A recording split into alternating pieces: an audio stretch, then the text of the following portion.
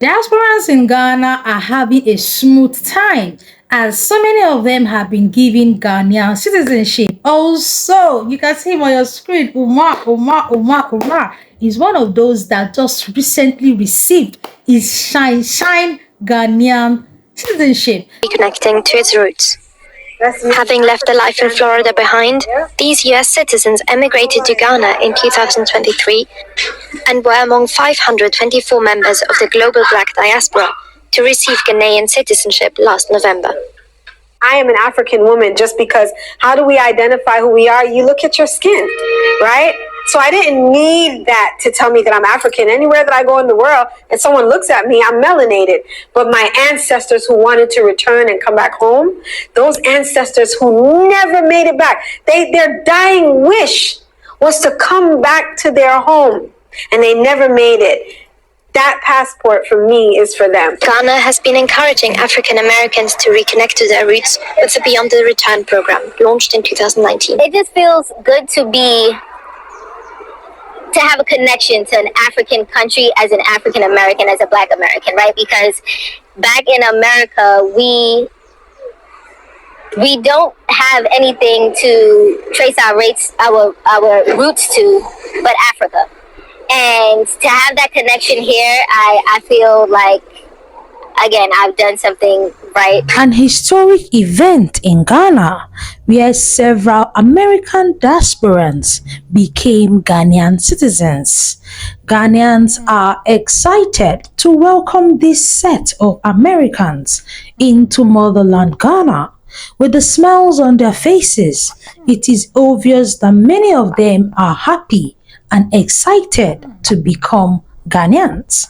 Let's listen to Dr. Umar on his happiness and feelings behind being a Ghanaian citizen. Coming all the way from the United States of America. Now, this is a man that needs no introduction of the great work that he's been doing. Dr. Umar, how do you feel, first of all, being on the continent? Because not everyone is able to make it here. That's a great point. I always feel honored.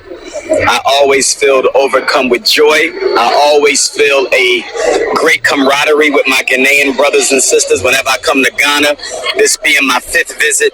And of course, I've been to other places on the continent, but I do have ancestry here, and a few other places. So it's always extra special for me. I had a dream about 2 or 3 years ago in one of the slave dungeons here in Ghana, and I couldn't tell by the dream whether it was Cape Coast or Elmina, but it flashed in my dream, and I knew what it meant. It was my ancestors saying we hadn't seen you in a while, because my last visit was the year of return, 2019, and then COVID hit, and I normally did a group trip, and we came to Ghana almost every year from 2014 to 2019. So my ancestors was like, we ain't seen him in 5 years, so I had to get back over here.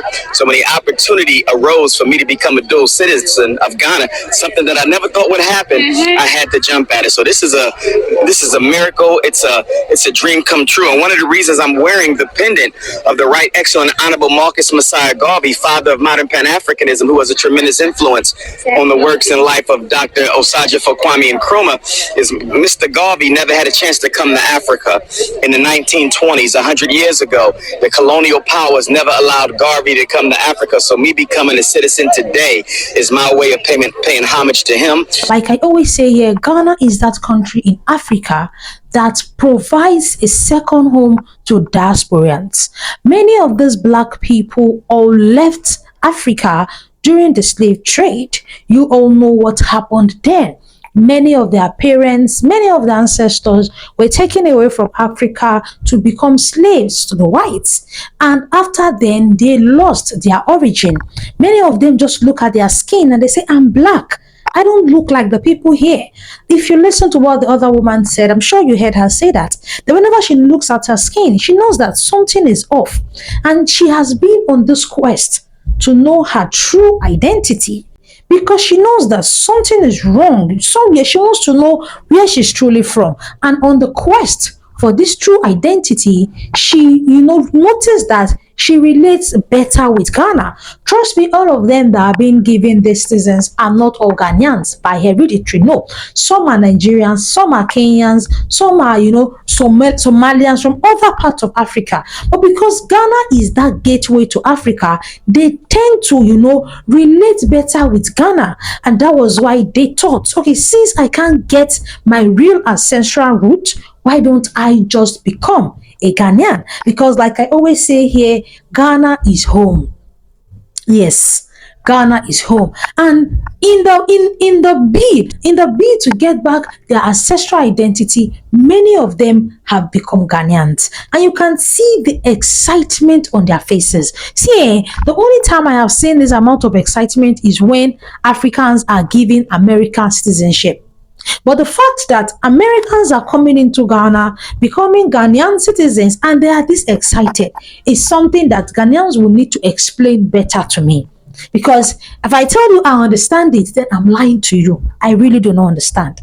The excitement these people have whenever they become Ghanaian citizens is something that should be studied. The last time I've seen people this happy to become citizens is when Africans go to the diaspora. For example, they become American citizens or Canadian citizens. You see them all happy, throwing parties, celebrating. But imagine the diasporans coming back to Africa, becoming Ghanaian citizens, and they are this excited about it. Indeed, Ghana is making Africa proud.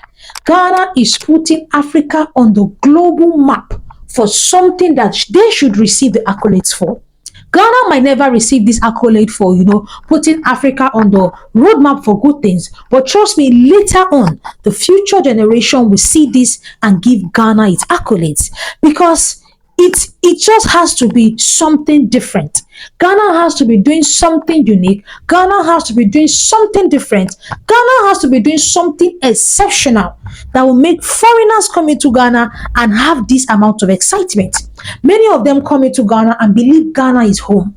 Ghana is that long place far away from home. Ghana is that lost home they never imagined they will get back to. A child that left home and never imagined that they will, be able to retrace their steps back home and finally retrace their steps back home. That is the feeling these diasporans have.